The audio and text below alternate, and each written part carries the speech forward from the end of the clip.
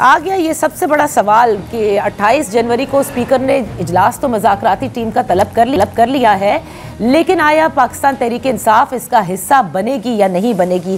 गुज़िश्ता रोज़ तो उन्होंने ऐलान कर दिया था कि वो नहीं बैठेंगे क्योंकि जुडिशल कमीशन की तश्कील का ऐलान आप लोगों ने नहीं किया। अब क्या इरादा रखती है हुकूमत? क्या 28 जनवरी से कबल आप जुडिशल कमीशन की तश्कील का ऐलान कर देंगे? देखें, ये उनकी मुज़ाकराती टीम के सामने भी हमने ये बात रखी थी और मेरा ख्याल है कि वो अपने लीडर को ये बात पूरी तरह से जो है वो बता नहीं सके या वहाँ पे उसको जो है वो यानी कन्विंस नहीं कर सके कि देखें मुज़ाकरात इस तरह से नहीं होते कि आप ऑर्डर करें दूसरे फरीकों को जी ये करें वरना फिर ख़त्म।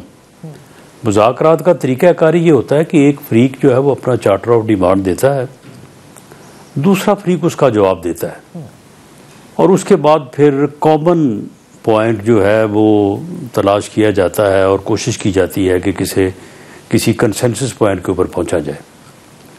तो उन्होंने तीसरी मीटिंग में हमें जो है वो अपना चार्टर ऑफ डिमांड पेश किया और हमने उन्हें कहा कि हमें 7 वर्किंग डे दे दें। हम भी 6-7 पार्टीज़ हैं तो हमने भी सब ने अपने अपने लीडरशिप से मशवरा करना है, तो हम 7 वर्किंग डेज़ के बाद आपको जवाब देंगे। उसके बाद फिर हम बैठ के आपका चार्टर ऑफ डिमांड है, हमारा जो है वो आंसर ऑफ डिमांड होगा तो उसके ऊपर बात हो जाएगी। सही। तो उन्होंने उस वक्त भी कहा कि जी हमें इजाज़त नहीं है, लेकिन हमने कहा जी इजाज़त ले लें तो ये कौन सी बड़ी बात है। तो 28 तारीख बनी कि 28 तारीख को हम उनको जो है वो जवाब पेश करेंगे। सही। तो उन्होंने कल उससे पहले ही जो है वो ऐलान कर दिया कि जी हम छोड़ रहे हैं मुज़ाकरात को। तो देखें, ये डेमोक्रेटिक पॉलिटिकल सिस्टम है, पार्लिमानी जमहूरी निज़ाम है जिसके तहत वो भी पार्लियामेंट में बैठे हैं, हम भी पार्लियामेंट में बैठे हैं। यही मुल्क का जो 1973 का कॉन्स्टिट्यूशन है, ये निज़ाम जो है वो डायलॉग के बगैर नहीं चल सकता। सही, बिल्कुल। तो राणा साहब से चल ही नहीं सकता, ये डेडलॉक से नहीं चल सकता। लेकिन अब एक डेडलॉक है तो क्या हुकूमत मैं समझूं कि आप लोग पहल कर सकते हैं? कहीं ये आप लोगों में आपस में डिस्कशन हुआ है कि चलें इन मज़ाकरात को, क्योंकि आप लोग कहते हैं कि ज़रूरी हैं, डेडलॉक नहीं होना चाहिए, तो फिर पेशगी ऐलान कर दिया जाए? नहीं, ये तो कोई तरीका नहीं है ना। यानी हम अपना जवाब जो है वो इनके बहुत सारे पॉइंट्स हैं, उनका जवाब हाँ में भी होगा, बहुत सारे वना में भी होगा। वो हम अपना जवाब जो है वो इस तरह से मैसेज क्यों करें?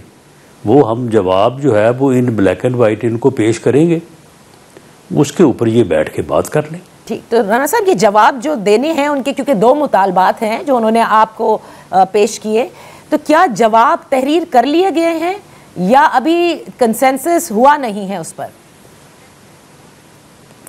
इसके ऊपर अभी हतमी जो है वो बात तो नहीं हुई। यानी जो सब कमेटी प्राइम मिनिस्टर ने बनाई थी उसने कुछ थोड़ा सा जो है वो होमवर्क कर लिया है, लेकिन फाइनल अप्रूवल तो सभी ने अपनी लीडरशिप से ही लेनी है।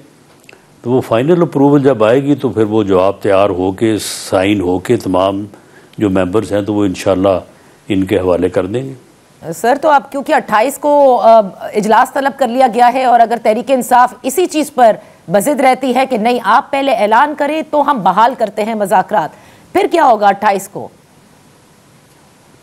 नहीं, वो हम इनको जवाब जो है वो उस दिन स्पीकर साहब के सुपुर्द या उनको पेश कर देंगे और वो इनको भेज देंगे। अगर उस दिन मीटिंग में हुए तो उसी दिन फिर बैठ के बात हो सकेगी। अगर ये मीटिंग में ना हुए तो वो जहाँ भी हुए स्पीकर साहब उनको जवाब भेज देंगे, उसके ऊपर फिर देख लें। अगर वो मुनासिब समझे तो फिर आके बात का आगाज़ कर लें। अच्छा, तो राणा साहब, क्योंकि मुतालबा हम सोच रहे थे कि पता नहीं चार्टर ऑफ डिमांड्स में ऐसी कौन सी बातें वो लेकर आए जो कि करना किसी भी हुकूमत के लिए मुश्किल हो। ये जो मुतालबात हैं खुसूसन जुडिशल कमीशन की तश्कील का, ये कोई ऐसा बड़ा मुतालबा नहीं है। कानूनी तौर पर इसमें आप समझते हैं कि कोई मसला है? नहीं, ये सब्जेक्ट ही नहीं है। जुडिशल कमीशन का बनाना या ना बनाना ये बजाते खुद कोई ये इशू नहीं है। इशू है वो terms of reference. Okay. Issue है कि उसको हेड कौन करेगा, इशू है कि वो रिपोर्ट कब करेगा, इशू है कि उसके इख्तियारात क्या होंगे। इनके ऊपर जो है वो 20 बातें हो सकती हैं, ये कोई एक या दो बातें नहीं हैं। और उन्होंने भी इसके ऊपर बहुत सारी बातें की हैं। उन्होंने भी टर्म्स ऑफ रेफरेंस के मुतल्लक उन्होंने भी जो है वो पॉइंट्स उठाए हैं। कोई तकरीबन अगर टोटल देखा जाए तो कोई मेरा ख्याल है कि 12-15 पॉइंट्स बनते हैं। सही। तो बात तो असल उनके ऊपर हो रही है। सही। अगर वो हमें कहें कि जी आप एक जुडिशल कमीशन बना दें, टर्म्स ऑफ रेफरेंस भी अपनी मर्जी से रख दें और सरबरा भी जिसको बनाना है बना दें, बस सिर्फ जुडिशल कमीशन बना दें, तो वो तो सुबह ही बन जाएगा। ठीक है, तो मामला जो है वो टर्म्स ऑफ रेफरेंस के हैं जिस पर आप लोगों ने मशावरत भी करनी है और फिर उनके साथ भी बैठ करके बात करनी है, राइट? जी बिल्कुल ऐसा ही है। अच्छा, तो इसमें असल बात ही वो है। असल बात वही है। वो जैसे बार बार कहते हैं सीनियर तरीन जजेस का, फिर वो जो हमारे सामने भी आया था और वैसे भी वो कहते हैं कि सीनियर तरीन जज साहिबान होने चाहिए, चीफ जस्टिस की सरबराही में होना चाहिए। लेकिन आप नहीं समझते राना साहब, क्योंकि बास कानूनदान ये कहते हैं कि अगर हुकूमत ने जुडिशल कमीशन तश्कील दिया तो ये गैर कानूनी होगा, क्योंकि जिन मैटर्स के लिए आप लोगों ने जुडिशल कमीशन बनाना है वो ऑलरेडी सब जुडिस है। जी देखें ये वो जब हमसे आके बात करेंगे तो उनको सारी चीज़ें उनके सामने रखेंगे, ये कानूनी पोजीशंस भी उनके सामने रखेंगे। फिर दूसरा ये है कि इस यानी पोलराइज्ड जो है यानी जिस किस्म की सूरत हाल बनी हुई है, इस किस्म के कमीशन की सरबराही करने के लिए कौन रजामंद होगा? अगर मैं तो समझता हूँ कि आप ढूंढने निकले तो बंदा नहीं मिलेगा आपको। अच्छा, तो ये चीज़ें जो हैं, ये सारी चीज़ें जो है ये तो बैठ के होने वाली हैं। ये अब सिर्फ मैसेज भेजने से तो काम नहीं बनेगा। सही। तो राना साहब मुझे ये बताइए कि ये जो एक तरह से देखें प्रेशर जाहिर है लेकर आए हैं, जब ये कह देना कि हम मज़ाकरात ही नहीं करेंगे अगर आपने जुडिशल कमीशन की तश्कील नहीं की, तो ये प्रेशर ये मज़ाकरात से निकल के ये प्रेशर कहीं और डालने की कोशिश कर रही है तहरीक इंसाफ। ये बहरहाल ये जो है ना वो खुद ही जानते हैं, इसका कोई प्रेशर नहीं है। इस तरह का रवैया जो है उसका कोई प्रेशर नहीं है, ना किसी और तरफ है ना हमारे ऊपर है। सही। और इससे मामला जो है वो उनके लिए ज़्यादा मुश्किल होंगे बनिस्बत गवर्नमेंट के, तो इसलिए उनको इन चीज़ों को जो है वो देखना चाहिए। बाकी आगे उनकी मर्जी है। आप समझते हैं, क्योंकि आप सिस्टम को अच्छी तरह समझते हैं राना साहब, आप समझते हैं कि तहरीक इंसाफ अगर मज़ाकरात नहीं करती ये 28 जनवरी को, तो एक विंडो ऑफ अपॉर्चुनिटी उन्हें मिली है, वो मिस कर देगी। देयर इज नो अपॉर्चुनिटी, यानी वो जो विंडो अपॉर्चुनिटी किसी और तरफ कह रहे हैं ना, there is no opportunity. Opportunity यही है जो हमारे साथ वो बैठ के बात कर रहे हैं। अच्छा, यानी पीछे कुछ नहीं, क्योंकि बाज़ दफ़े तहरीक इंसाफ ये कहती है कि हम जिनसे बात कर रहे हैं यानी आप लोगों से, जाहिर है कि आप उन्हीं लोगों को रिप्रेजेंट कर रहे हैं जिनसे कि वो हमेशा से मज़ाकरात के ख्वाह रहे हैं। जी बिल्कुल, उनको हम ऑन बोर्ड लेके ही किसी फैसले पे पहुंचेंगे, क्योंकि जो यानी सिस्टम की हकीकतें हैं, आखिर मुल्क जो है वो कोई एक बंदा तो नहीं चला रहा, सारे उसमें मौजूद है। तो सबकी अब हमने जो मुज़ाकराती टीम बनाई है तो उसमें हम अकेले बैठे हैं, उसमें सारे बैठे हैं। तो राना साहब, लेकिन एक चीज़ चले, इनकी तो एक जिद है और आप कहते हैं कि एक डेडलाइन अग्री हुई थी, उससे कबल ही इन्होंने मज़ाकरात से निकलने का ऐलान कर दिया। लेकिन जो कुछ हुआ साहबजादा हामिद रज़ा साहब के हवाले से जो खबरें आई कि छापे मारे गए उनके मदारिस पे, उनके घर पर, तो ये किसने करवाया? ये किस किस्म का मैसेज दिया गया हुकूमत की जानिब से? ये उनको चाहिए था, उनकी प्रैक्टिस भी है कि जब भी कोई इस किस्म का किसी इलेक्टेड मेंबर के साथ वाक़या होता है तो उसकी वो फौरी तौर पे इंफॉर्मेशन जो है वो स्पीकर को देते हैं। लेकिन इस दफ़ा जो है वो उन्होंने तो हमारे साथ कोई बात नहीं की, हमें तो इस बारे में कोई इल्म नहीं है। अच्छा, यानी कि छापा क्या हुआ, कौन आया, क्यों आया, क्या कौन सा यानी छापा मारने वाले लोग कौन थे, पुलिस थी, कस्टम थी, कोई अपना और एजेंसी थी, वो हमें तो कोई मालूम नहीं है। तो हुकूमत को नहीं इल्म कि यह हुआ क्या। वो बार बार यही तो कहते हैं, अल्लामा नासिर अब्बास साहब कहते हैं कि हुकूमत अपनी ताकत दिखाए ना। उन्होंने अपनी ताकत तक नहीं दिखाई, मुलाकात भी नहीं करवा सके।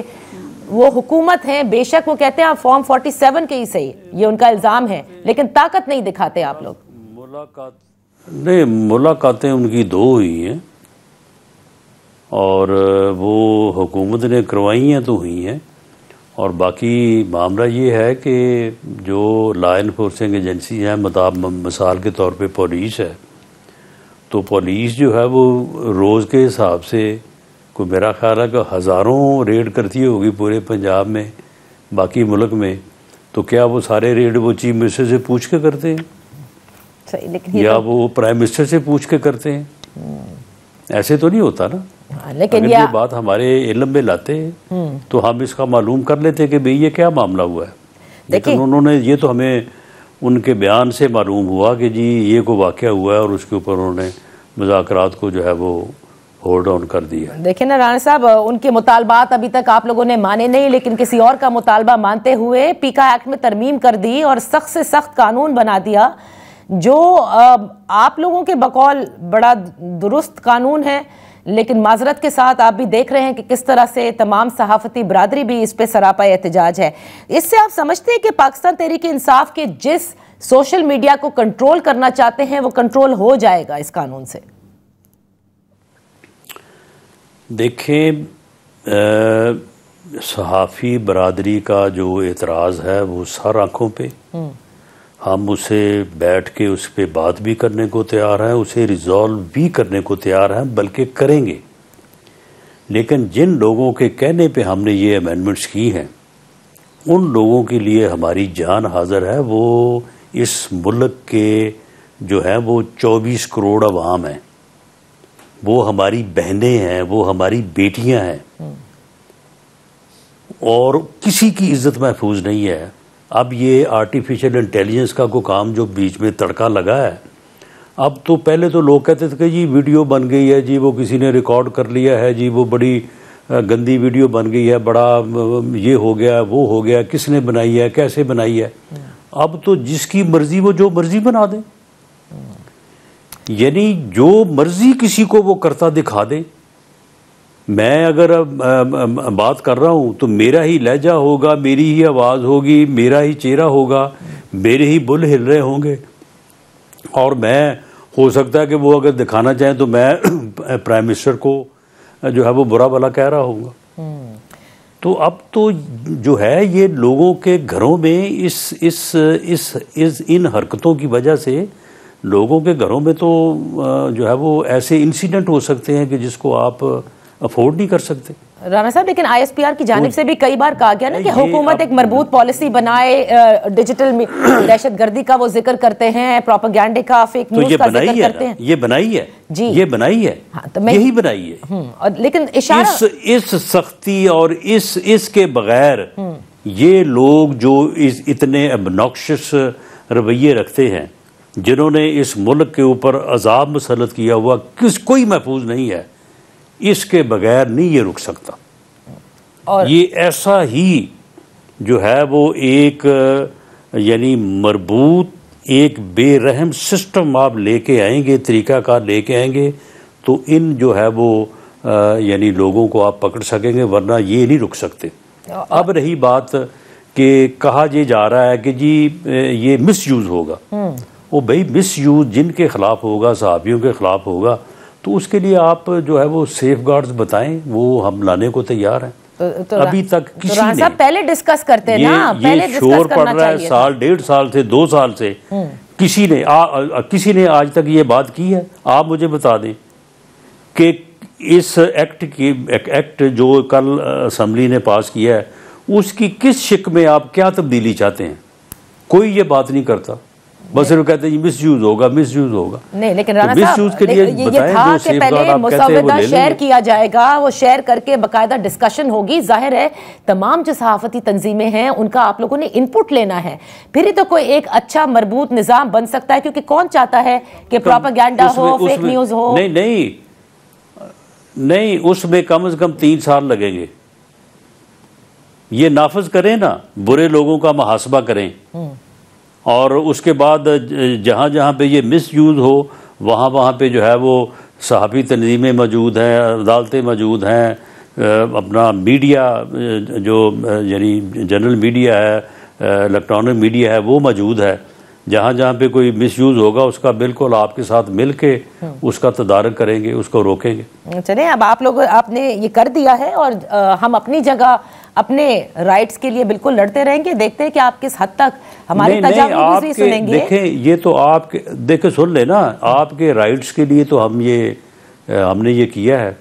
आपको जहाँ कहीं कोई प्रॉब्लम है आप हमारे साथ बैठे निशानदेही करें। ये कोई आसमानी सीफा है जो कानून पास हुआ है। सही, इसको परसों फिर अमेंड कर देंगे। सही, जिस तरह से कहें, ये तो बहुत अच्छी आपने बात कही है कि ये सहीफा नहीं है, इसको फिर से अमेंड किया जा सकता है तमाम तर लोगों की इनपुट लेके और इसको बेहतर करने के लिए। राणा साहब, एक आखिरी सवाल मैं आपसे करना चाहूंगी, क्योंकि इस हफ्ते बड़ा जिक्र रहा नैब की प्रेस रिलीज का भी 190 मिलियन पाउंड केस के हवाले से, और मलिक रियाज का बड़ा जिक्र हुआ जिसमें ये कहा गया कि उन्हें वापस हुकूमत जो है वो लेकर आएगी। तो क्या वाकई हुकूमत संजीदा है to bring back Malik Riaz to Pakistan? देखिए, ये नैब का केस है, नैब इन्वेस्टिगेटिंग एजेंसी जो है वो इसके ऊपर काम कर रही है। तो मेरा ख्याल है कि इस बारे में उन्होंने क्या कार्रवाई अब तक की है वो तो नैब जो है वो इस बारे में जो है वो बता सकती है कि वो इस बारे में उन्होंने क्या जो है वो पेशरफ्त की है। लेकिन मामला ये है कि 190 पाउंड का जो मामला है उसमें हमारी इतला के मुताबिक तो उसके साथ भी ज़बरदस्ती उसको जो है वो फंसा के तो उससे हर चीज़ हासिल की गई थी। किसको फंसा के? मलिक रियाज को फंसा के? मलिक रियाज को, बिल्कुल। उससे ये सारी जो सहूलत हासिल की गई है ये शहजाद अकबर ने। आप उस वक्त के बयान पढ़े ना, उस वक्त इमरान खान साहब क्या कहते थे उसके मतलब? वो कहते थे मैंने इसको उल्टा लटका देना, मैंने इसको फांसी दे देनी, मैंने को छोड़ना नहीं है। क्योंकि मैं जरा हैरान थी कि हुकूमत अगर वापस लाएगी तो शहबाज शरीफ साहब की हुकूमत ने ही उनका नाम ECL से निकाला था जब पहली PDM की गवर्नमेंट थी।